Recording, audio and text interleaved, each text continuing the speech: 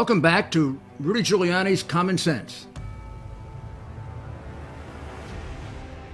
It's our purpose to bring to bear the principle of common sense and rational discussion to the issues of our day.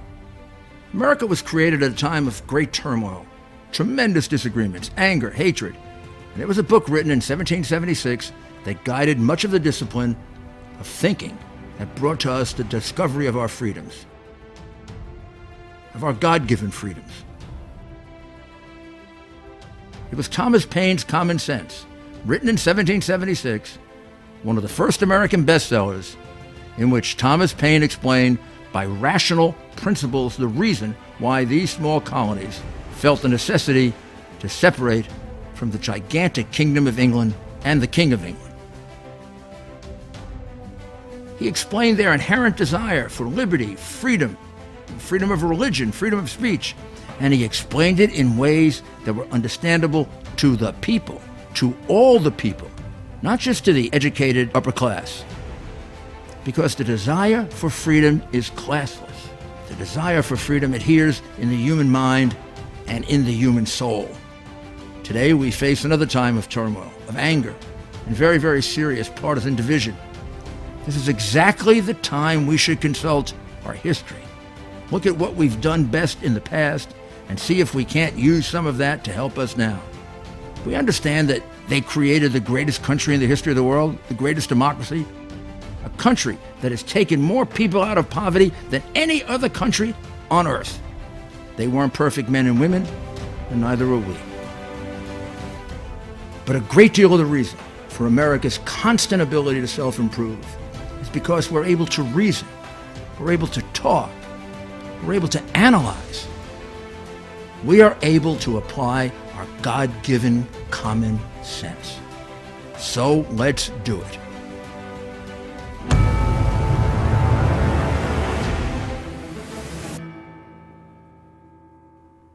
Welcome back, my friends, to Rudy Giuliani's Common Sense. Today's episode could be a little unusual because we're going to get a rare look into a prosecutor's file.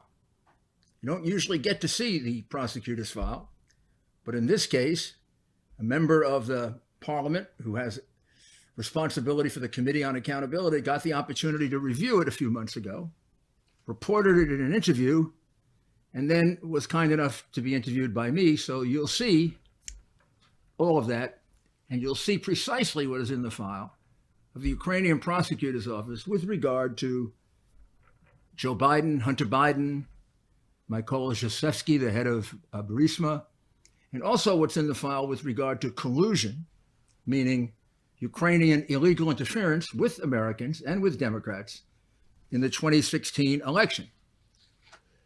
Mr. Derkach was a member of the Rada. The Rada is the parliament of Ukraine, and he was chairman of the Committee on Accountability.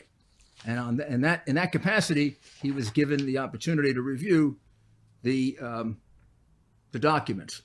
So our two source documents here will be that interview that he did, which laid it out within a few days of seeing it, and then my interview of him on December 7, 2019, which you'll see excerpts of in a few minutes. Again, Mr. Derkach's background: he was a member of the Rada and chairman of the Committee on Accountability. He has a long history in government, going back to, I believe, 1994, when he was the first assistant in the Comptroller's office. 1998, he was the chief of staff to the Prime Minister. He was a supporter of the Orange Revolution, which I believe was in 2004. His radio station broadcast 24 hours a day from the Maidan during that revolution, and therefore, along with several other radio stations, courageously withstood the violence that was going on there to help propel the revolution. And he's been a member of Parliament, the Rada, since 1998. And he's a lawyer, and his specialty has always been accountability of government, meaning auditing and that sort of thing. And for 17 years, he's been the owner of the station that I mentioned, which is called Radio Rada. So his involvement in this really started after the election of 2016.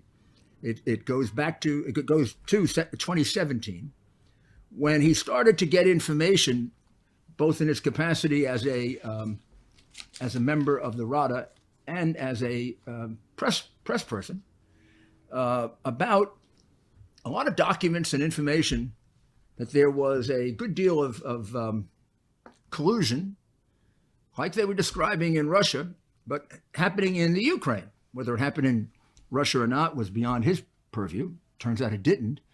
But he heard that there were documents showing that Alexandra Chalupa, you remember her, Alexandra Chalupa is the one who met with Teleshenko, asked him for all the dirt he could get on President Trump, Donald Trump Jr. and Manafort, and then was orchestrated the phony black ledger with the threat that it would destroy Trump's candidacy.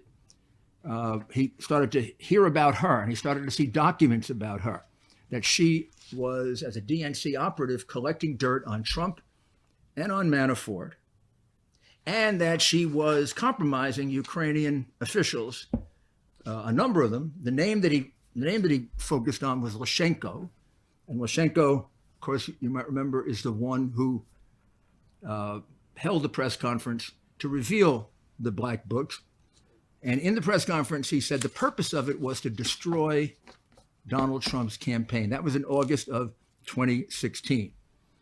So he then saw other documents showing collaboration between the Democratic National Committee, the Ukrainian officials, the United States Embassy, and he saw the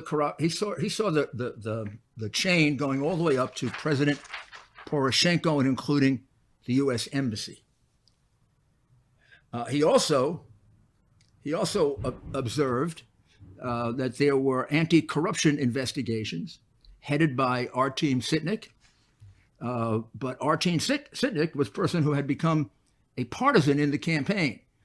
He had announced that he would do anything to elect Hillary Clinton. I believe there's a recording of that, although I have not heard that recording. I've been told about it. It was done by the head of the Special Prosecutor's Office, Nazir Kolonitsky. But what we do know is during his press conference, in which he illegally revealed that Manafort was a subject of an investigation in August of 2016, he went out of his way to tell people that he also hoped that this would hurt, if not destroy, Trump's candidacy. And of course, that was re-echoed by his partner in crime, Lyshenko, who said exactly the same thing.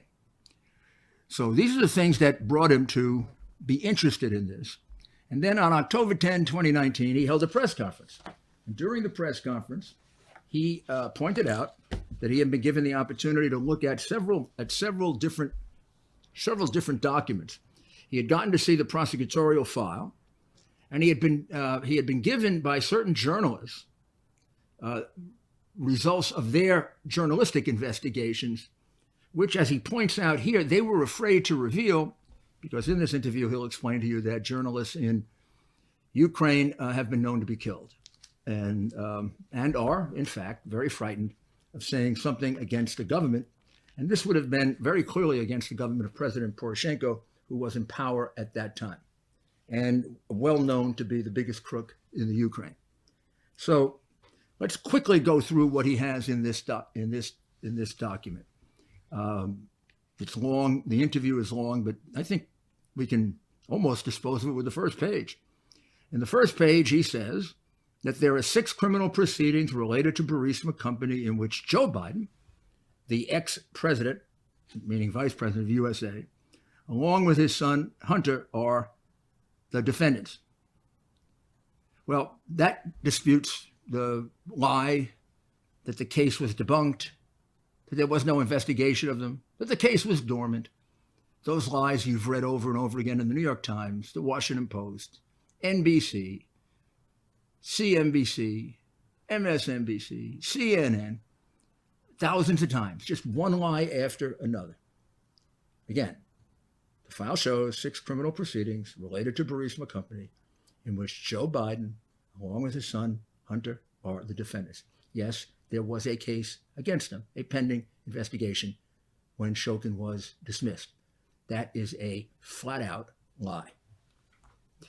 He goes on to say that the National Anti-Corruption Bureau, which we call NABU, was under the complete and total control of certain representatives of the diplomatic mission of the United States. What you'll find out is that NABU was established by a gentleman named George Kent with the connivance of George Soros. It was intended to be an anti-corruption bureau, and as we found out in prior episodes, it became just the opposite, a haven for corruption, where Soros's cases got dismissed, Soros's enemies got prosecuted, and evidence and dirt on Donald Trump were collected. NABU was a thoroughly corrupt law enforcement agency, and it was under the control of the United States Embassy, as you will see over and over again during the interview. And then he goes on to say in this first page, which again disposes probably of all the situations in the case, quote, "We have material evidence of the pressure applied on Mr. Victor Shokin, the former prosecutor general, in the course of the investigation of the business activities of the Burisma company." So he goes on to say that these documents are part of the investigational proceeding. He points out how NABU had leaked documents to the U.S. Embassy so that it could be used to hurt Donald Trump. And he gives us what the file describes as and I call the first bribe, because everybody thinks of one bribe, and that's the bribe when Biden says to Poroshenko, if you don't fire the prosecutor, you don't get your $1 billion loan guarantee. Well, there was a bribe that preceded that, and it was this one.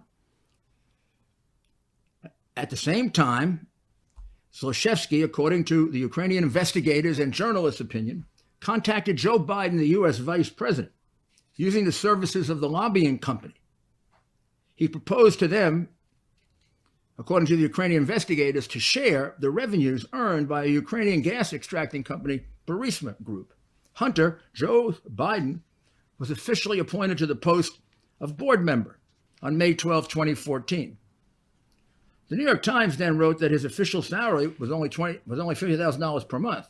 However, it was only a small part of Hunter Biden's remuneration.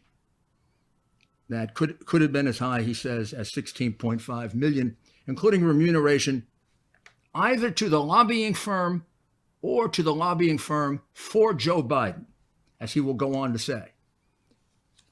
He goes on to say that in the file, it makes it clear that Hunter was one of the four owners of the amount of over $16.5 million, that amount was laundered, and that Victor Shokin was investigating that when he was fired.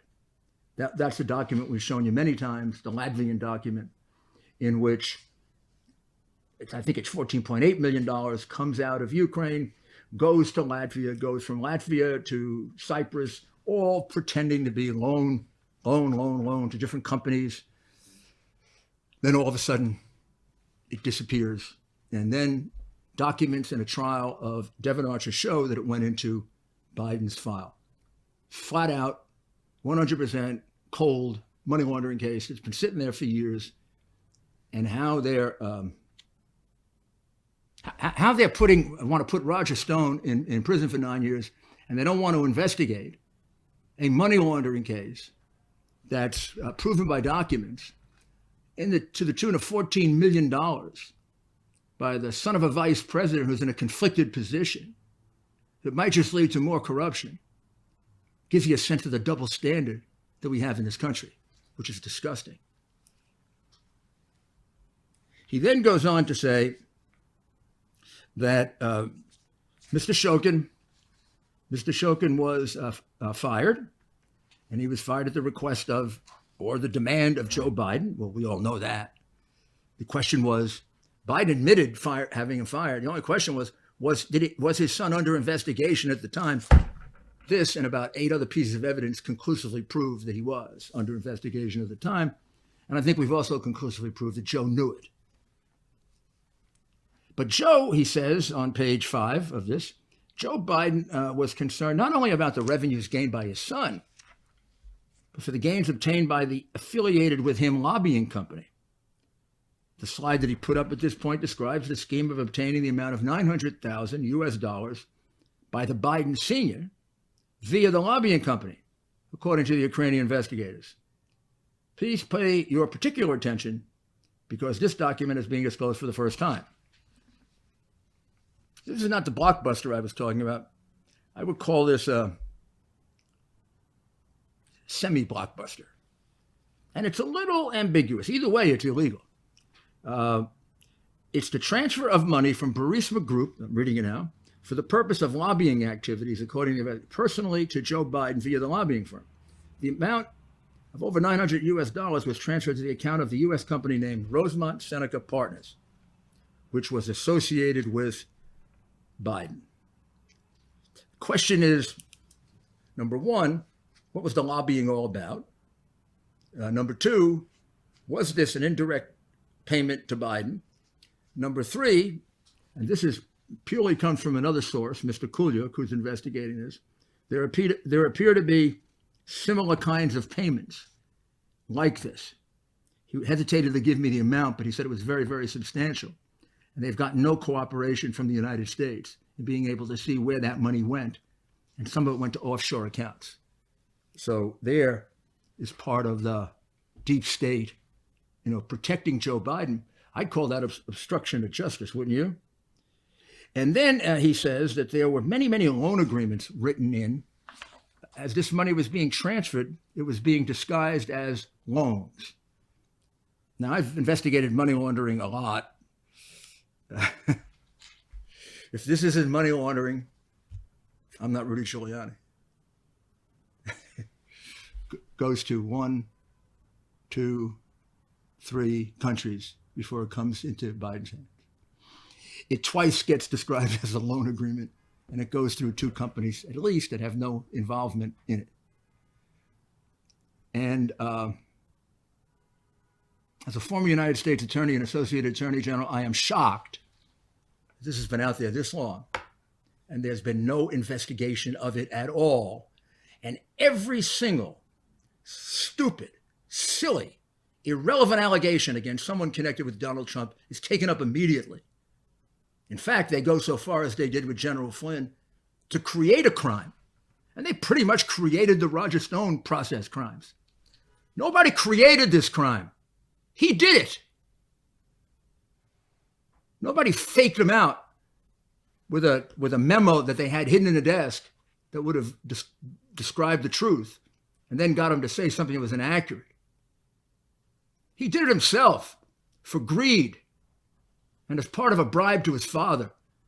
And you got to be a mental midget not to figure that out. So with that, we'll take a short break.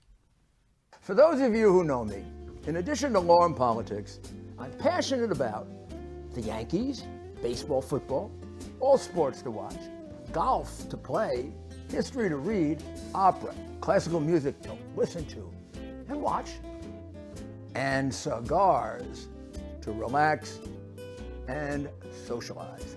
And I have definite opinions on the best cigars for the right time and the right place.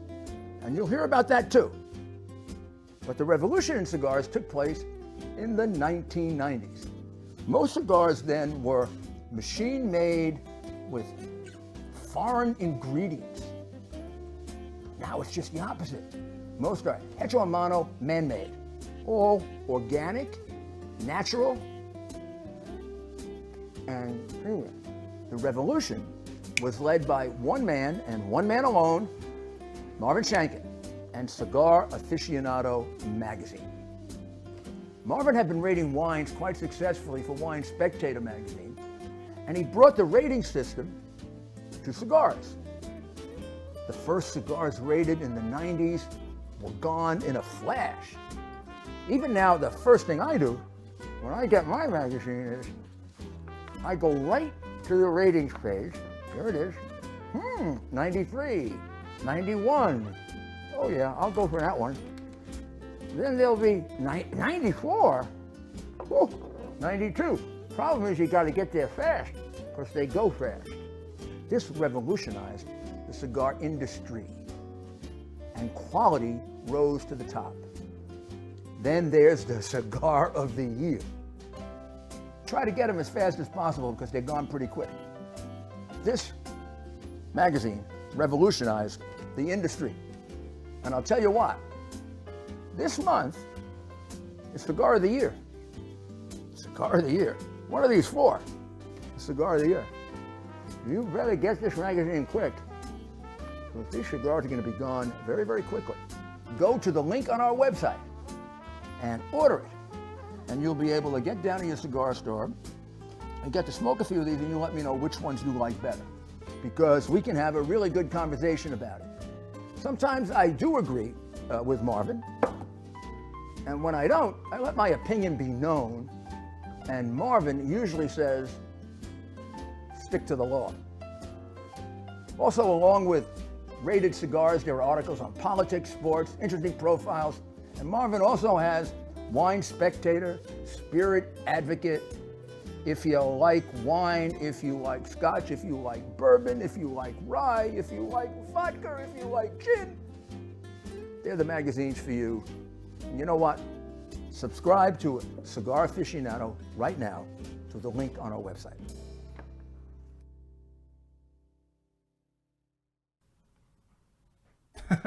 I know you catch me a lot reading this magazine, but this time, this is a back issue a couple of years ago. And look, smoking and drinking like Churchill. Well, this guy's one of my heroes. I mean, he saved the Western world, figured out Nazism before anyone else, and they considered him a warmonger, a maniac. If it wasn't for him, who knows what would have happened. Helped to bring Roosevelt around and America. So, here's Gary Oldham playing his part in the great movie. So when you get Cigar Aficionado magazine, you don't just get cigars, and you get sports, you get history, you get a lot of stuff that you're going to like. Let's finish off with the interview, because I think we've covered most of it. He points out once again that there are 6 criminal cases, and he points something else out which you lawyers may want to follow up on. And I believe we'll put this opinion on my website for lawyers to read. You know, it's been said that what Biden and his son did in Ukraine didn't violate the laws of Ukraine. Well, that was said by Lutsenko, probably under pressure from Poroshenko, because the president who he worked for, because Poroshenko was very afraid that this case would reveal millions of dollars in bribes to him. And in any event, Lutsenko's not a lawyer. So the parliament went out and got an opinion of lawyers, and lawyers have rendered an opinion in writing that they were interfering into the activities of the law enforcement officers by influencing the action of law enforcement officers. That's Article 343 of the Criminal Code of Ukraine. It's a criminal offense. And also interference in the presidential elections is a criminal offense. And there's no doubt that they were investigating, and they are investigating, violations of Ukrainian laws allegedly committed by our former vice president. And then he makes a final observation, which I guess I've learned with the attempt to kill our important witness, Mr. Shokin, which is, you know, when you work as a journalist in Ukraine, you cannot feel safe 100%, especially during recent years. No clear investigation has been conducted in this respect. And he points out, because he is in that profession, how guarded the journalists are to bring information forward, which sometimes inhibits an investigation, although he was able to obtain a good deal of that information. So that takes us through a review of the file. And now we'll get to the interview that I did of him. And the interview was conducted in Kiev with Mr. Derkash, and it largely reviewed what we've been through. But what it did do was it expanded on a couple of topics which he could lay out, you know, in more detail for us. And on December 7th, 2019, I conducted an interview with him, and it involved really the money laundering, the Biden bribes, the collusion, And I began by asking him, when he reviewed the files, the prosecutor's files, what did it show? What did it show with regard to Biden? What was in the files? And this is what Mr. Durkash had to say in his own words. It shows the vice president and his son under investigation, and that there was no dormant investigation, and charges weren't debunked. If I see that word debunk one more time, I don't know. If I see it one more time, it's just going to make me conclude further just how corrupt our media has become. They know it's a lie. This proves it's a lie. 15 other things prove it's a lie, and they still write it to protect their boy.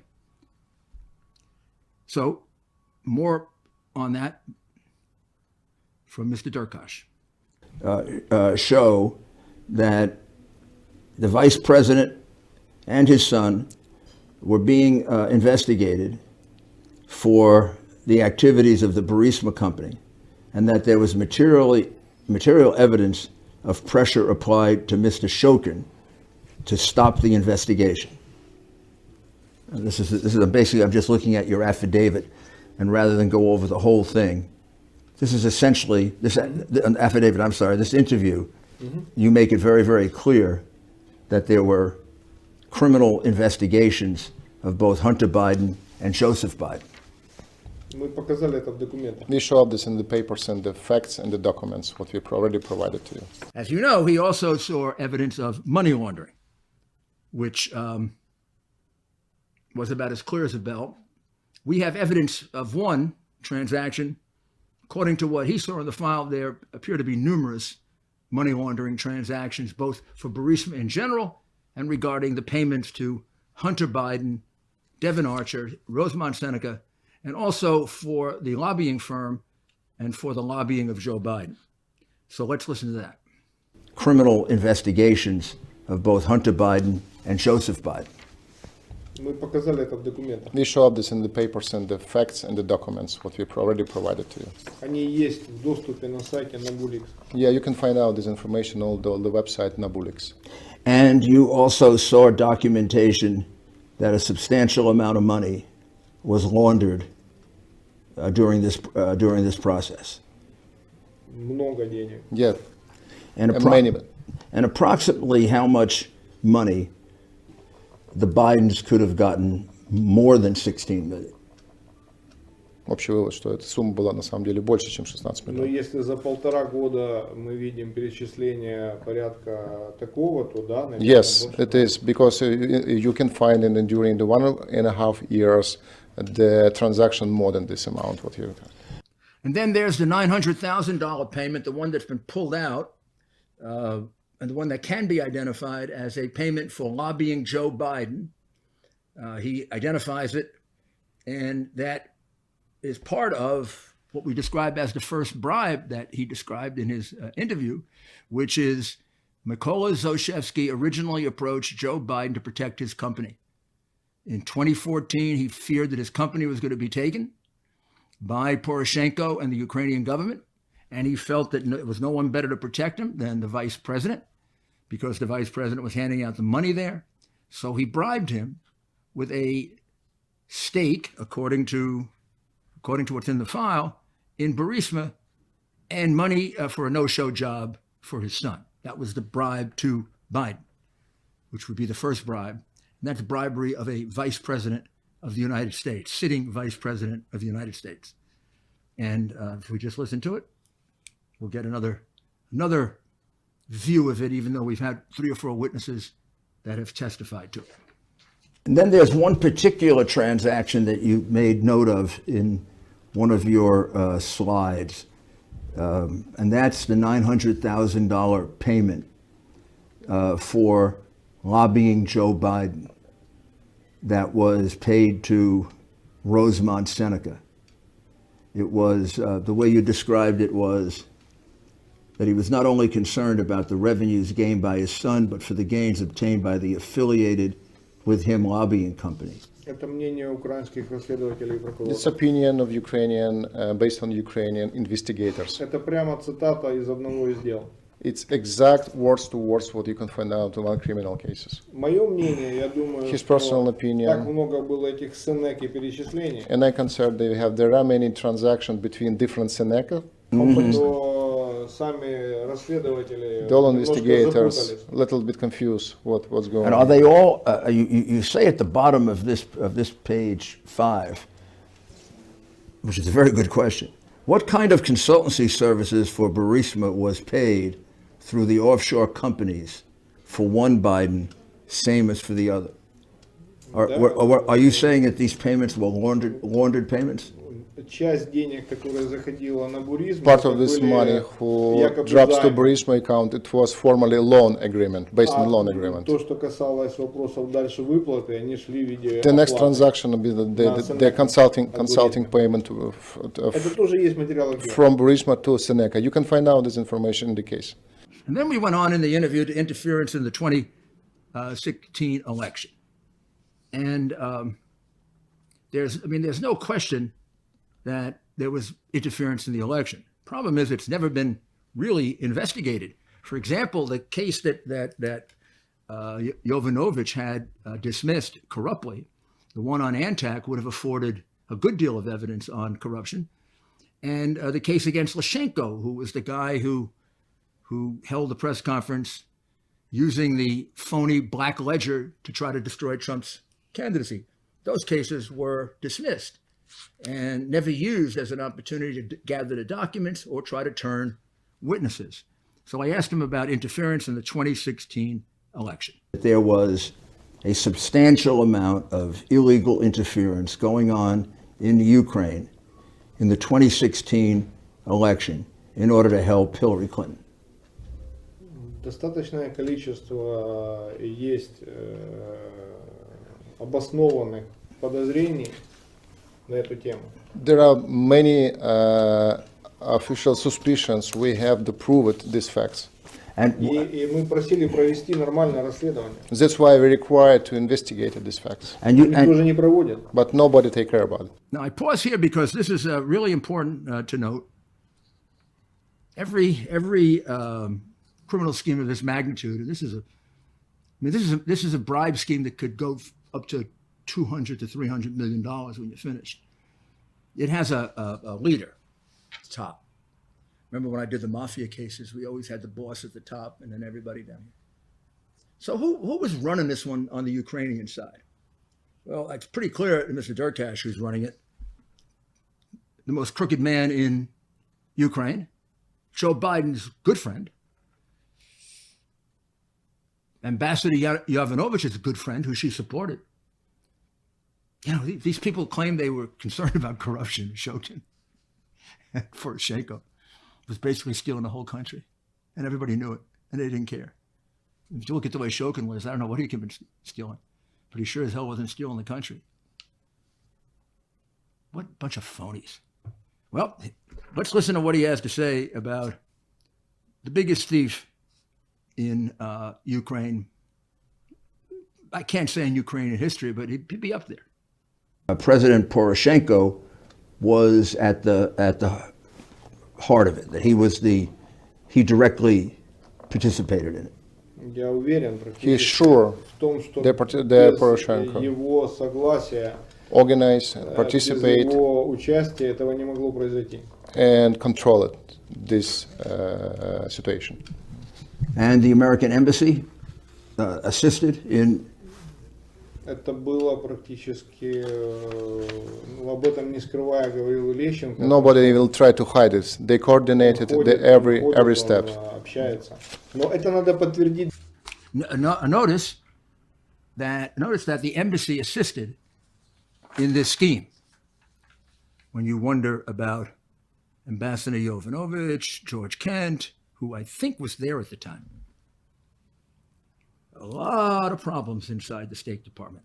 A lot of problems.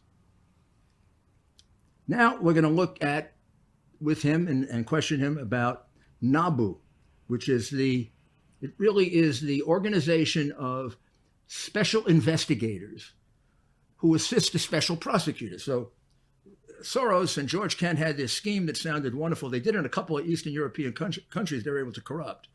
They set up this anti-corruption thing. It sounds great, anti-corruption. They set up in Ukraine NABU and SAP. NABU were the investigators of corruption. SAP were the special prosecutors of corruption. And wow, great plaudits in the left, alt-left, communist, and far communist groups in Europe that they were all associated with. They love this. Well, as you will hear from Mr. Derkach, as you heard from Mr. Teleshenko, NABU became what it was investigating. NABU became almost immediately corrupt because NABU was used to dismiss cases against Soros's companies, Soros's organizations, Soros's friends. It was used to go after cases against Soros's enemies, and it was largely used to do nothing. Largely used to do nothing, except whatever the American embassy told it to do. So let's see what Mr. Derkach has to say to this corroborating Mr. Teleshenko that you heard the other day. To fight corruption by the United States, by George Kent and George Soros. И на это было потрачено громадное количество денег. And by the way, they spent $1 billion American people. And they spent $1 billion on this NABU? Ну, имеется в виду много. Oh, on, No, the, it means, on it all means. the on all the corruption. All of the corruption money. Yeah. So NABU became the center of the problem and illegal activity instead of fighting corruption. Ну, это подтверждено в документах. That's true, and we can prove it. And over the course of the last 4 or 5 years, during the Obama administration, where they say they were fighting corruption, what you're telling me is that the corruption got worse rather than better. Коррупция стала хуже, чем была. Да, и Yes, на it is. пресс-конференции, на которой сидели все. Remember, Joe was appointed to do 2 things in Ukraine.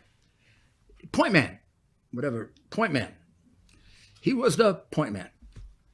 And as the point man, he was going to give out the billions of dollars that was necessary for Ukraine to survive, which gave him a stranglehold on the country. And it's the reason why Zlochevsky came to him, because he was more powerful than Poroshenko and bribed him. But he was also supposed to reduce the corruption in Ukraine. Well, of course, that's a complete joke when you consider that the job that he arranged for his son, however you look at it, stunk. It was corrupt, stunk. And everybody in Ukraine knew it. And every time Biden spoke about corruption, they would say, start with yourself, Joe. Get the heck out of here and stop pulling money out of our country. Because they all knew it. We didn't know it because we have a corrupt media that doesn't report it because he's a Democrat.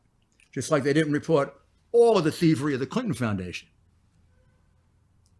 But just on a broad scale, because there were so many claims at those hearings by Yovanovitch and Kent and how they were fixing corruption in the Ukraine and how the president exaggerated the situation in the Ukraine. I just straight out asked him, has things gotten better in the 5 years, when Joe was point man? Any material improvement in corruption? So listen to what he has to say. I think you know the answer. During the Obama administration, where they say they were fighting corruption, what you're telling me is that the corruption got worse rather than better. Коррупция стала хуже, чем была.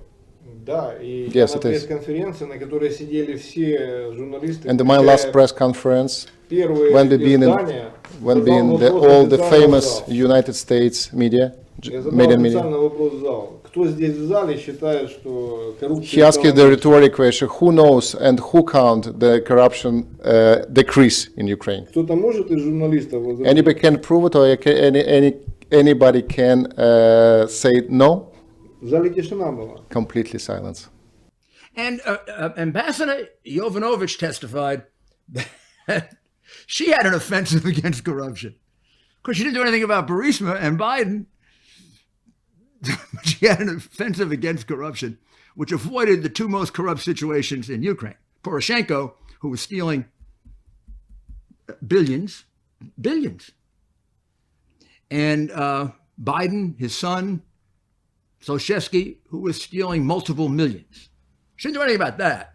Otherwise, she was working on corruption. So I asked Mr. Derkach, who's the chairman of the Committee on Accountability, What was the result of Ambassador Yovanovitch's offensive against corruption? Listen to his answer. Pretty definitive.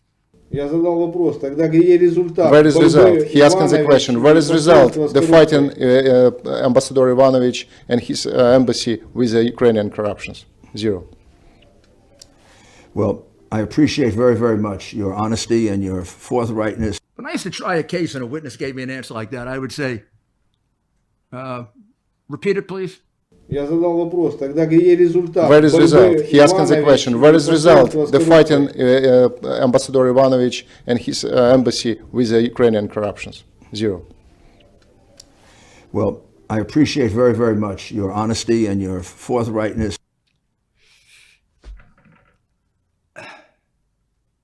What a complete farce. What a complete fraud. Those people like Schiff and Pelosi, whose son made a lot of money in Ukraine. Nobody's looked at that yet. What a complete farce they made out of this, huh? Poroshenko, in fact, stole more money than Yanukovych. Let's see what he has to say about that. But what you're telling me is the second one stole even more than the first one. Я поэтому So прошу things went from пригласить bad to срочно worse. Зеленского. That's why he asked So you things to went from bad to worse. invite Zelensky to the White House. Are you? And once again, Ambassador Yanukovych, who several times testified prominently about her efforts against corruption. Let's see what Mr. Durkash has to say about that. And once again, listen to the final answer. You know that both Ambassador Yanukovych and George Kent testified very prominently. Did you find their testimony about their efforts against corruption to be credible? Ну, мы же видим, что коррупция только увеличивается. Yes, we see. We just increase corruption, unfortunately. What they did, it increased corruption in Ukraine. For American citizens, it would be fair for us to come away with the clear conclusion that over the last 5, 6, 7, 8 years, the American embassy has not been helpful in fighting corruption. If anything, it's increased corruption. And that NABU, the organization it established, turned into a corrupt organization itself. Да. Oh, thank you. Yes, exactly. Thank you. Told you I was going to bring you a blockbuster. Well, I think this is enough, really. It kind of proves the case for about the fifth time. The case that doesn't exist. The one that I made up. The ones that the Russians gave me. The Russians told Biden to take the bribe from Zlochevsky, and the Russians told him to threaten Poroshenko, and the Russians told Hunter Biden to take 16 million or so in laundered money, and the Russians said to take all that money in lobbying services. And what a crocker, you know what. But I told you I'd come up with a blockbuster, and I really do have one, and I'm going to show it to you. I'm just going to show it to you. This is a document from the Accounting Chamber decision, 19 December 2017. It kind of outlines the last couple of years of the Obama administration. And I'll just read to you from the very beginning, and then next time we will go into detail and we will see something that will shock us. This document, done by Ukrainian independent accountants, says that there is, as of December 2017 and going back for about a 4-year period, I believe, there's between 5.2 and 5.3 billion dollars in foreign aid that was given to Ukraine, which is not accountable, which is not properly entered, which appears to have had no result on the thing it was attempting to do, and also appears to have gotten lost, a good deal of it, in NGOs, non-government organizations, that you will find were all of one political ideology. They were described as Soros or left of Soros. And the decisions were made by the embassy And you will find out that when there was an attempt to investigate this by the Ukrainians, it was our embassy that stopped them from doing it, because it was our embassy that was going to be caught for mishandling a great deal of this money by giving it to their favored political NGOs. And it gets worse. So please digest what we've talked about today. It's enough. But then come back with us for the next episode. We're going to show you why President Trump is so concerned about how American money is spent. $5.3 billion in foreign aid, unaccounted for in a short period of time. And our embassy and the Obama administration tries to hide it because it went to their friends. Nobody investigated that either. That's why we're doing this. We're trying to get the facts to the American people so we can end the double standard and we can start investigating Obama, his corrupt administration. The only reason you don't know about the corruption of the administration, Obama administration, because the press covers it up. Because he's sanctified. Well, he's not sanctified. Biden sure as heck isn't. And Hillary. Ooh. So we're going to bring that all out. So come back and we'll go through the $5.3 billion in foreign aid that's unaccounted for. $5.3 billion. Thank you.